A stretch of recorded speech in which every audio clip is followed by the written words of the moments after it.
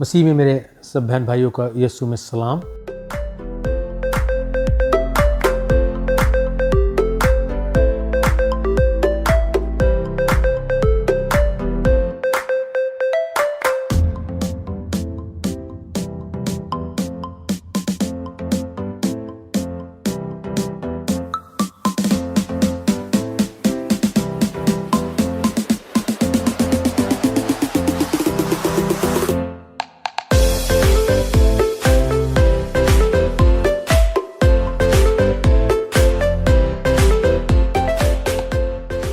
और मैं आज आपको एक तमसील के बारे में बताना चाहूँगा जो लूका 18 बाब में हमें मिलती है, और उसकी पहली 8 आयत में हमें इस बेवा के बारे में यीशु कोई सबक सिखाना चाहते हैं। और आमतौर पर यीशु जब कोई तमसील बताते हैं, उसमें से सिखाते हैं, तो ज़रूरी नहीं है कि यीशु उसमें से हमें पहले बता दें या बाद में बताएं कि सबक क्या है। कभी कभी बता देते हैं लेकिन कभी नहीं बताते। लेकिन इस तमसील में हमें सबक जो है वो शुरू में ही पता लग जाता है, और वो ये है कि हमें हमेशा दुआ करनी चाहिए और हिम्मत कभी नहीं हारनी चाहिए। अब ये कहते हुए इस एक बेवा की तमसील के बारे में बताया जाता है, और इस तमसील में दो शख्सियत का जिक्र किया जा रहा है। एक तो काजी है, और काजी के बारे में ये बताया जा रहा है कि काजी ना तो उसके दिल में कोई खुदा का खौफ है, और ना ही वो कभी उसको दूसरों की फ़िक्र है या दूसरों के बारे में उसको कोई ख्याल है। बेवा के बारे में क्या बताया जा रहा है कि बेवा के साथ कोई ज़्यादती हुई है। और बेवा के साथ देखिए, जब उस ज़माने में और शायद आज भी बेवा जो हैं वो कहीं किसी न किसी तरीके से जो हैं वो आदमी की मोहताज थी। शादी से पहले जो है औरत जो है वो अपने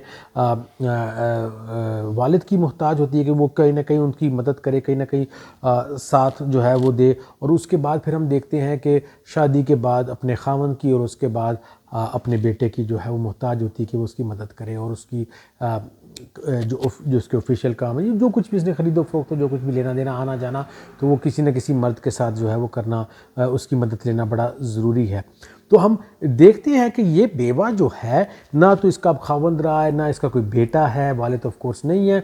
तो ये कहीं ना कहीं इन हालात में जब बेवा का कोई भी नहीं होता, तो जो हैकल के सरबराह होते हैं वो जो है वो बेवाओं की मदद करते हैं। और लेकिन हमें यीशु जो है वो लूका 19 बाब में बताते हैं कि फ़कीर फरीशों से ख़बरदार रहो, और फिर वो बताते हैं कि क्यों ख़बरदार रहने की ज़रूरत। और फिर बताते हैं कि उनमें से एक चीज़ में ये बताते हैं कि ये लोग जो हैं वो बेवाओं के घरों को जो है वो खा जाते हैं, वो जब्त कर लेते हैं। तो इसी तरह से कहीं ना कहीं ऐसा हो सकता है कि जिसने ज़्यादती की है इस बेवा के साथ, वो कहीं ना कहीं इसका कोई जानने वाला हो सकता है, कोई रिश्तेदार हो सकता है, या हो सकता है कि जो रहनुमा होते हैं या हैकल के जो सरबराह हैं, उन्हीं में से किसी ने इसके साथ जो है वो ज़्यादती की। और बेवाओं की कोई ज़्यादा वक़्त नहीं होती, कोई स्टैंडिंग नहीं होती, बेवाओं के पास कोई ज़्यादा इख्तियार नहीं होता, कोई ज़्यादा सोसाइटी में पावर नहीं होती है। और जिसने ये ज़्यादती की है बेवा के साथ, उसके पास कोई ना कोई पावर, उसके पास कोई ना कोई इख्तियार है। तो जिस औरत की कोई वक़्त नहीं, उसकी कौन सुनेगा, उससे कौन बातचीत करेगा। और ख़ास तौर पे अब वो जा रही है, उसका हक बनता है, क्योंकि जब हम देखते हैं कि इसमें जब वो काजी के पास जाती है अपना हक मांगने के लिए, मदई से उसको जो है उसको इंसाफ चाहिए, क्योंकि जिसने उसके साथ ज़्यादती की है वो केस तो बड़ा ही क्लियर है, क्योंकि उसमें ये बिल्कुल भी बताया नहीं जा रहा तमसील में कि वहाँ पर केस के बारे में कोई ना कोई, या इस सूरत हाल के बारे में काजी ने कहा कि नहीं इसका हक नहीं बनता, या इस तरह की बात है। उसको पता है कि जो बेवा है वो बिल्कुल राइट पर है और बेवा के साथ ज्यादती हुई है, लेकिन वो बेवा को इंसाफ दिलाने में बिल्कुल भी इंटरेस्टेड नहीं है, क्योंकि वो बेवा को इंसाफ दिला के वो अपना टाइम क्यों ज़ाया करे, उसे क्या फ़र्क पड़ता है। लेकिन कुछ अरसा सोचने के बाद वो बेवा को इंसाफ दिलाने के बारे में सोचता है, और वो इन बेवा को इंसाफ भी दिलाता है। और वो क्या वजह होती है कि वो बेवा को इंसाफ दिलाता है, क्योंकि वो कहता है कि बेशक मैं खुदावंद का खौफ तो नहीं रखता, मैं इंसानों के बारे में फ़िक्रमंद तो नहीं हूँ, मैं इंसानों के बारे में नहीं सोचता, लेकिन वो कहता है कि ये बेवा कहीं मुझे तंग ना करे, कहीं मुझे ज़्यादा डिस्टर्ब ना करे, बार बार आती है।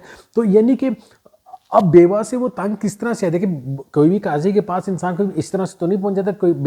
काजियों के नीचे उनके सेक्रेटरीज होते हैं और कोई कोर्ट का सिस्टम होता है, तो वो वहाँ पर भी काफ़ी दफ़ा दरवाज़ा खटखटाती रही। जब वो लोग तंग आ गए तो वो काजी के पास गए और वो वहाँ पर भी दरवाज़ा खटखटाती रही। तो बेवा के पास चाहे कोई ताकत नहीं है, कोई पावर नहीं, कोई स्टैंडिंग नहीं, कोई अख्तियार नहीं, कोई कुछ भी नहीं, लेकिन बेवा के पास एक चीज़ है और वो चीज़ बहुत ही ज़बरदस्त है, और वो उसका ईमान है। ईमान उसके अंदर है, उसकी रूह में है, और उसका वो जो रिश्ता है खुदा के साथ वो मजबूत, और उसको वो हिम्मत नहीं हारती, क्योंकि उसको पता है कि एक ना एक दिन मुझे इंसाफ मिलेगा। और हमारे साथ जब भी कोई ज्यादती होती है, या हम जब भी किसी चीज़ के बारे में, जब किसी काम के बारे में सोच रहे होते हैं, हमें 1 2 3 4 दफ़ा जब हार का सामना करना पड़े, या हमारी दुआ का जवाब ना मिले, या हमें वो काम उस तरह से ना हो रहा हो जिस तरह से हमने सोचा था, तो क्या है कि हम हिम्मत हार जाते हैं।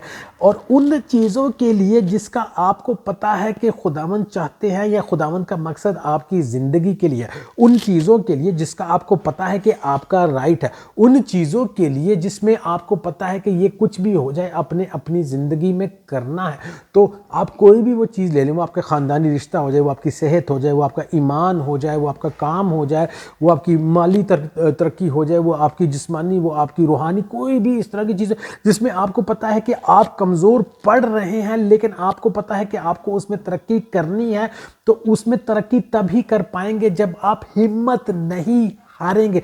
जब आप हिम्मत हार जाएंगे, जब आप 1 2 दफ़ा आपको हार शिकस्त हो गई, 1 2 दफ़ा आपसे काम नहीं हुआ, 1 2 दफ़ा आपकी दुआ का जवाब नहीं सुना गया, तो आप क्या करते हैं, आप बहुत जल्दी हिम्मत हार जाते हैं। और इसी तरह से जो कुछ भी हो जाए, जिस मर्जी सर्कमस्टेंस, जिस मर्जी सूरत हाल से हम गुजरे, हमने एक चीज़ सीखनी है कि कुछ भी हो जाए हमने हिम्मत नहीं हारनी। बेशक हम कामयाब ना हो, 1 दफ़ा 2 दफ़ा 3 दफ़ा 4 दफ़ा 10 दफ़ा 20 दफ़ा 50 दफ़ा हम कामयाब ना हो, लेकिन हमें फिर उठ खड़े होना है और फिर से कोशिश करनी है, और फिर कोशिश करते करते हमने एक ना एक दिन हमें कामयाबी ज़रूर मिलेगी। अभी आपके साथ जब मैं पाकिस्तान में था, मैंने वादा किया था कि मैं किताब लिखूंगा, मैंने वादा किया था कि मैं वीडियोस बनाऊंगा, मैंने वादा किया था कि मैं आपके साथ जो है वो ये तालीम का, ये मेंटरशिप का जो प्रोग्राम है उसको कंटिन्यू करेंगे। लेकिन जब मैं वापस आया तो यहाँ पे सूरत हाल बड़ी फ़र्क थी मेरे बिज़नेस में, मेरी इधर की सूरत हाल, और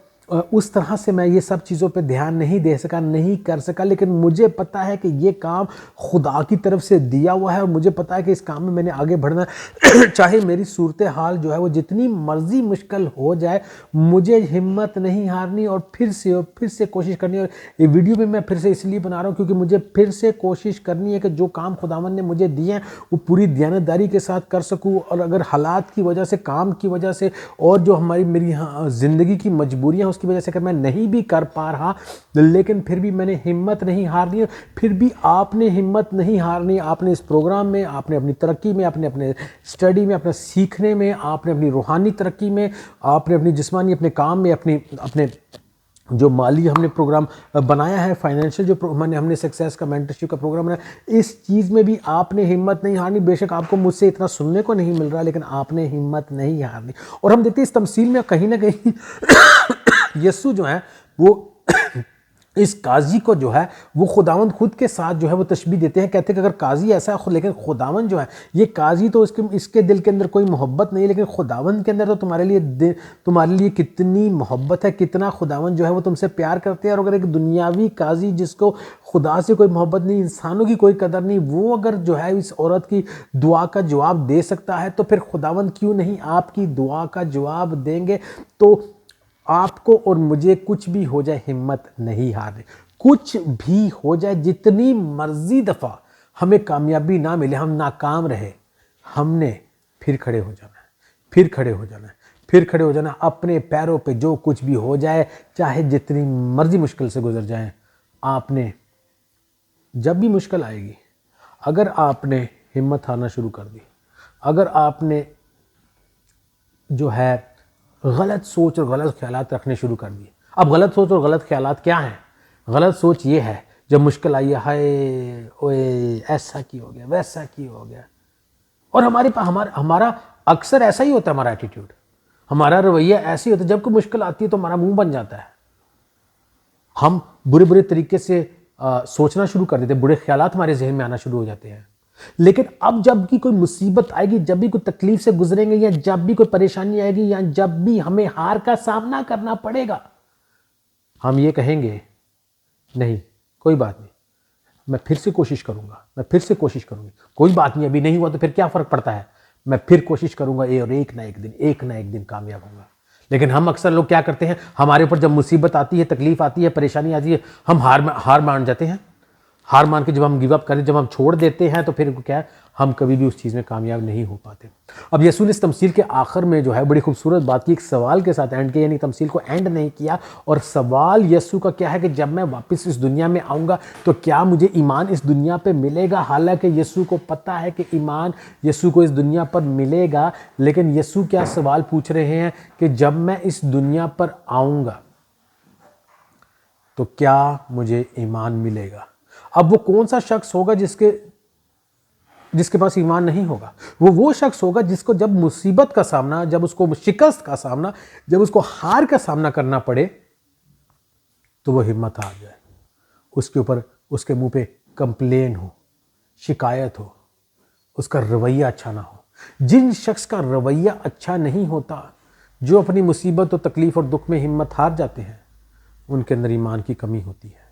और ईमान की कमी उनके अंदर नहीं होती जो कि मुसीबतों और तकलीफों और दुखों और परेशानियों और हार और मजबूरियों का सामना करने के बावजूद भी उम्मीदवार होते हैं और कोशिश करते रहते हैं।